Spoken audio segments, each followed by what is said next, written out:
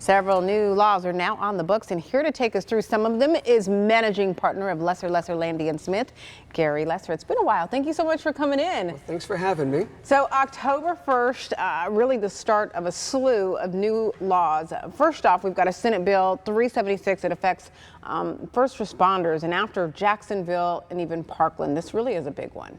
Yeah, this is something that already should have been in effect, and sometimes it takes a tragedy or shooting like what happened at Parkland to make it happen. What this new law does is it changes and expands workers' compensation benefits for police officers, firefighters, and other first responders who are dealing with post-traumatic stress disorder. So for people who are dealing with death at the scene, death of minors, it's especially traumatic. And we now know the suicide rate for first responders is 10 times higher than the general population because of what they see. So the first responders take care of us. We need to take care of them. We're taking care of them now. All right. The next one tackles animal cruelty. Yeah, so animal cruelty has been in the headlines, and we've seen the news stories. It's a widespread problem. And once again, it takes something to happen and go viral, and the lawmakers really focused on this issue.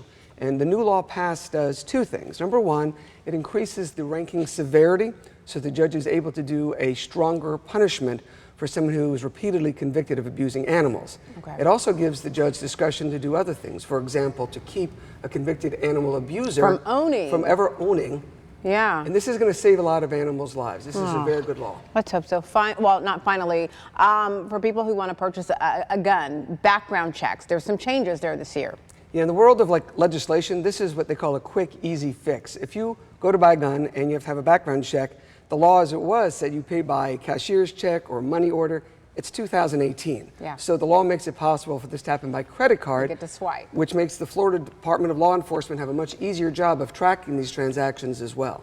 And then I think you and I were just talking about this, a strange incident which we're still kind of trying to figure out more about in Orlando last week at the airport.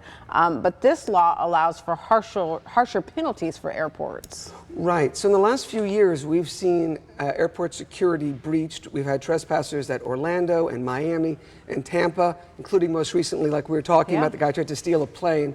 So the new law greatly increases the penalty for trespassing at an airport versus somewhere else, because the potential for harm and danger is so great. So if you trespass at an airport, you can go to jail for up to 5 years or pay a $5,000 fine, or both. Ooh, well, it kind of encompasses safety, so. Well, we want to keep airports as safe as possible these days. And when we can't keep up with all these laws, that's why we have lawyers like you. Well, thanks. Thanks so much, Gary, for coming in.